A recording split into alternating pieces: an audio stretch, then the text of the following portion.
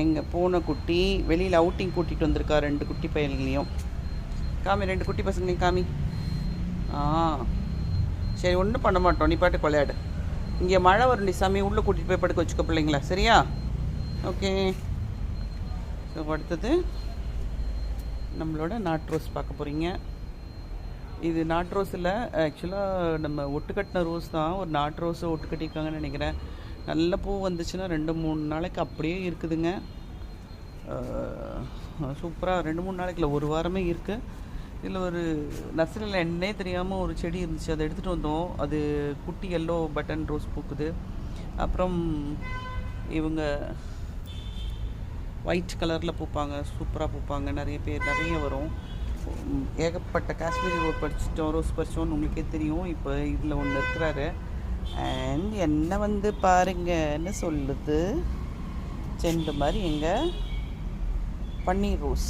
இங்கே ஒன்று கீழே பார்த்து வராரு, ஒன்று அண்ணாந்து என்ன பாருமா அப்படின்னு சொல்லி அப்படி இருக்குது. மேலே அழகாக தாமரை மாதிரி இருக்குது, மேலே பிங்க்கு கலர் தாமரை மாதிரி இருக்குது. சூப்பராக இருக்காங்க.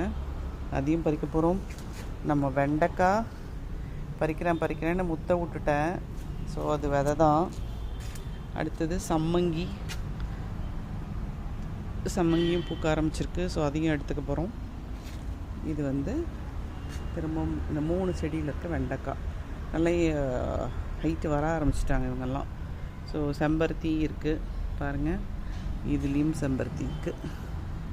எல்லாம் பறித்து எடுத்துகிட்டு நம்ம கீழே இறங்க போகிறோம். அப்புறம் கத்திரிக்காய் கூட குட்டி இருக்குது. கத்திரிக்காய் இது கொஞ்சம் பெரிய பிஞ்சு, அதுக்கப்புறம் குட்டி பிஞ்சுக்கெலாம் நிறையவே இருக்காங்க, சரிங்களா? அதே மாதிரி அங்கே ஒரு கத்திரிக்காய் இருக்குது, இங்கே ஒரு கத்திரிக்காய் செடி இருக்குது. கொஞ்சம் வெயில் இருந்ததுன்னா எங்களுக்கு சந்தோஷமாக சூப்பராக வருவாங்க. ஒரு 4 நல்ல மழை போய் வெயில் வந்துடும், உங்களுக்கெல்லாம் சூப்பராக இருக்கும். பாய்.